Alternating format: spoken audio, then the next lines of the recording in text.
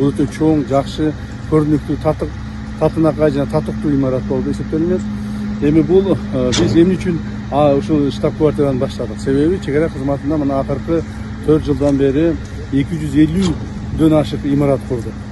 Бул чек ара заставалары, бала бакчалары, постору жана башкалары биригип отуруп ушундай чоң жумуштар аткарылды. Эми бүгүн штаб-квартираны Кудай буйрса курула турган болсо, чек ара кызматы толук бойдон камсыз болот. Андан сырткары өзүңүзгө жакшы билүү болгондой, урматтуу президентибиздин биздин алдыбызга койгон тапшырмасынын негизинде акыркы ошо 3 жылда мамлекетибиздин чек аралары толук такталып бүттү. Өзбекстан Республикасы менен Тажикстан Республикасы менен 100% такталып бүтүп, азыркы күндө ошолордун демаркациялоо иштери жүрүп жатат.